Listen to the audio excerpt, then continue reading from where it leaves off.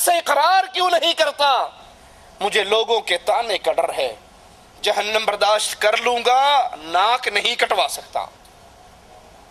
اپنے بیٹے کو نماز پڑھتے ہوئے دیکھا، اس کے جواب کو سنا اور کہا محمد علیہ السلام کے ساتھ لگا رہے، یہ تجھے صرف بھلائی کی طرف بلائے گا اور کسی اور طرف نہیں بلائے گا۔ سیدنا علی رضی اللہ عنہ وارضا 5 سال کی عمر میں اس آنگن میں قدم رکھتے ہیں جہاں ہر طرف خیر ہی خیر ہے۔ خوش نصیبی سیدنا علی کی، ان کی تربیت کرنے والے امام الانبیاء محمد الرسول اللہ صلی اللہ علیہ وسلم، جن کی تربیت کا انداز، جن کے سمجھانے کا انداز۔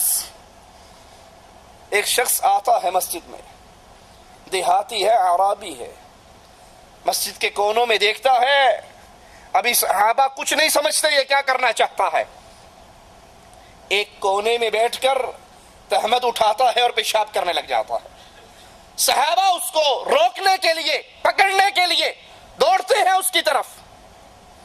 اللہ کے رسول صلی اللہ علیہ وسلم فرماتے ہیں اس کو چھوڑ دو، اس کو چھوڑ دو، اس کو اپنی حاجت پوری کر لینے دو۔ اور جب پیشاب کر لیتا ہے آپ اس کو بلاتے ہیں اور وہ ڈرتا اور کانپتا ہوا آتا ہے کہ پتہ نہیں اب میرے ساتھ کیا ہونے والا ہے۔ اپنے پاس بٹھاتے ہیں اور کہتے ہیں بھائی، اللہ کے گھر، اللہ کی مسجدیں نماز کے لیے، ذکر اذکار کے لیے بنی ہے، پیشاب کے لیے رہی، اور پانی کا ایک ڈول منگا کر وہاں پہ بہا دیتے ہیں۔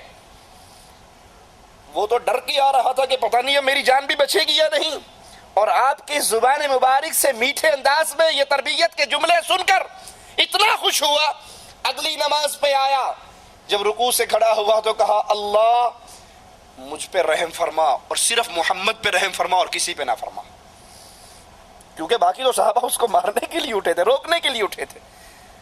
آپ کی تربیت کا انداز۔ حضرت معاویہ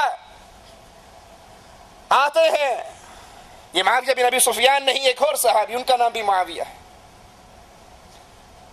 مسلمان ہوتے ہیں، اپنے واپس لوٹ جاتے ہیں جہاں وہ بکریاں چرایا کرتے تھے، ریگستان میں رہا کرتے تھے، دیہات میں رہا کرتے تھے، اور جب آئے تو یہ حدیث سن کر، یہ عمل سیکھ کر گئے کہ اگر کسی مسلمان کو چھینک آئے وہ الحمدللہ کہے تو تم جواب میں یرحمک اللہ کہو۔ کچھ عرصے بعد دوبارہ آتے ہیں، نماز پڑھ رہے ہیں، دوران نماز ایک صحابی کو چھینک آتی ہے، اس کو وہ پرانا سبق یاد آتا ہے تو نماز میں ہی کہہ دیتے ہیں یرحمک اللہ۔ صحابہ اس کی طرف تیز نظروں سے، جو قریبی صحابہ کھڑے ہیں وہ چھانکتے ہیں کہ یہ نماز میں کیوں بول رہا ہے، یہ عجیب کام کیوں کر رہا، تو کہتا ہے تمہیں کیا ہو گیا ہے، میری طرف غصے سے کیوں دیکھ رہے ہو؟ تو وہ زور سے اپنے ہاتھ اپنے رانوں پہ مارتے ہیں، اشارہ کرواتے ہیں کہ یہ خاموش ہو جائے۔ سلام پھیرتے ہیں، نبی پوچھتے ہیں یہ کون بول رہا تھا؟ اب یہ صحابی ڈر رہے ہیں کہ پتہ نہیں میرے ساتھ کیا ہونے والا ہے۔ اللہ کے حبیب علیہ الصلوۃ والسلام کے سامنے بٹھایا جاتا ہے اور آپ پیار اور محبت سے تربیت کرتے ہوئے کہتے ہیں کہ نماز خالق کی، مخلوق کی خالق کے سامنے حاضری ہے، اس میں اللہ کا ذکر کیا جاتا ہے، لوگوں سے باتیں نہیں کی جاتی۔ کہتے ہیں میں نے نہ نبی سے پہلے اور نہ نبی کے بعد اتنی اچھی تربیت کرنے والا کوئی معلم نہیں دیکھا۔ وہ عظیم ہستی سیدنا علی کی تربیت کرتی ہے رضی اللہ عنہ وارضا، اور عورتوں میں عظیم ترین عورت سیدہ خدیجہ رضی اللہ تعالی عنہا سیدنا علی رضی اللہ عنہ وارضا کی تربیت کرتی ہیں، اور اس مثالی خاتون کی تربیت نبی کا سایہ حضرت علی رضی اللہ عنہ وارضا کو علم کا سمندر بنا دیتا ہے۔ لڑکپن میں ہی لکھنے پڑھنے کا ہنر سیکھ لیتے ہیں، جہاں لکھنا پڑھنا چند افراد کو ہی آتا ہے۔ رسول کریم صلی اللہ علیہ وسلم مسلمانوں کو اجازت دیتے ہیں مدینے کی طرف ہجرت کر جائیں، ادھر کفار اللہ کے نبی علیہ الصلوۃ والسلام کا گھر کا گھیراؤ کرتے ہیں۔ اللہ کے نبی علیہ الصلوۃ والسلام کو مالک بتا دیتا ہے، آپ اللہ کی مدد سے اپنے گھر سے نکلتے ہیں، بستر پہ علی کو سلا کر جاتے ہیں اور کہتے ہیں یہ امانتیں ہیں لوگوں کی، صبح اٹھنا، لوگوں کی امانتیں واپس کر دینا اور پھر تم بھی ہجرت مدینے کی طرف کرانا۔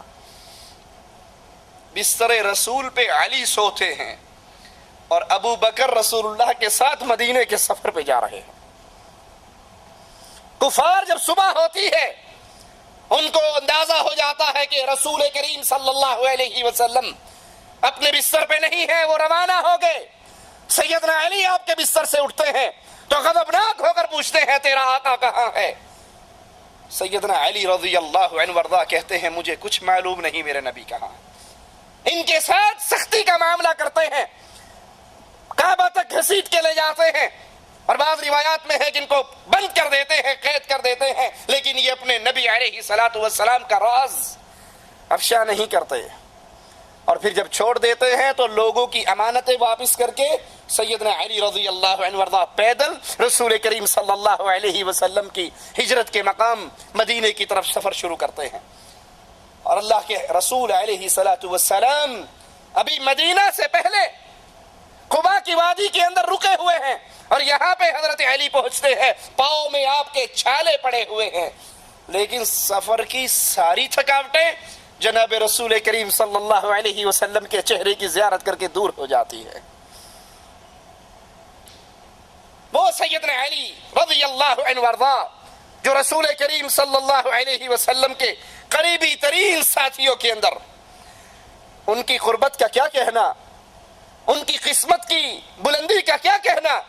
آقا علیہ السلام جب مدینے میں پہنچے تو انصار اور مہاجروں کے درمیان بھائی چارہ کیا، فلاں فلاں کا بھائی ہے، فلاں فلاں کا بھائی ہے، اور آقا علیہ الصلوۃ والسلام نے اس بھائی چارے کے لیے اپنے لیے سیدنا علی کو چنا اور کہا میرا بھائی علی ہے، اپنا بھائی علی کو بنایا۔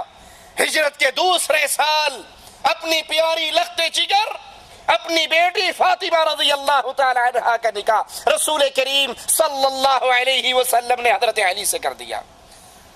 وہ فاطمہ جس کے ساتھ آقا کو اتنا پیار تھا، جب فاطمہ آتی اللہ کے رسول صلی اللہ علیہ وسلم کھڑے ہو جاتے، آگے بڑھتے، آپ کے ماتھے کو چومتے، اپنی جگہ پہ اسے بٹھاتے، آپ کے فاطمہ کے ہاتھ پہ بوسہ دیتے۔ ان کا نکاح رسول پاک علیہ الصلوۃ والسلام حضرت علی رضی اللہ عنہ وارضاہ سے کرتے ہیں، اور رخصتی کرنے کے بعد گھر جاتے ہیں، اجازت مانگتے ہیں، اندر داخل ہوتے ہیں، ایک برتن میں پانی منگاتے ہیں اور پھر پانی فاطمہ علی دونوں پہ چھڑکاتے ہیں اور کہتے ہیں فاطمہ میں نے اپنے خاندان کے سب سے بہترین، ایک عظیم ترین اور ایک بہترین انسان سے تیری شادی کی ہے، اپنے خاندان کے ایک بہترین انسان سے میں نے تیری شادی کی ہے۔ ایک دن رسول کریم صلی اللہ علیہ وسلم اپنی بیٹی فاطمہ کے گھر میں آتے ہیں، سیدنا علی کو گھر میں نہیں پاتے، پوچھتے ہیں علی کہاں گئے؟ فاطمہ کہتی ہیں یا رسول اللہ صلی اللہ علیہ وسلم میرا ان سے کسی مسئلے پہ جھگڑا ہو گیا، وہ ناراض ہو کے گھر سے باہر چلے گئے ہیں۔ اللہ کے حبیب علیہ الصلوۃ والسلام گھر سے باہر آتے ہیں، سیدنا علی کو تلاش کرتے ہیں، مسجد میں سوئے ہوئے ملتے ہیں، پہلو سے چادر ہٹی ہوئی ہے اور مٹی وہاں پہ لگی ہوئی، تو اللہ کے حبیب علیہ الصلوۃ والسلام پیار سے ان کو اٹھاتے ہیں، کہتے ہیں قم یا ابا تراب، اے ابو تراب، اے مٹی والے کھڑے ہو جاؤ۔ سیدنا علی کو یہ کنیت اتنی پیاری لگتی ہے کہ پھر جو ان کو اس ابو تراب کی کنیت سے پکارتا تو سیدنا علی زیادہ خوش ہوا کرتے تھے۔ اور وہ عظیم ہستی کہ میدان جنگ کے شہسوار تھے، اپنی دلیری کی وجہ سے، بہادری کی وجہ سے ان کو اللہ کے شیر کا لقب ملا۔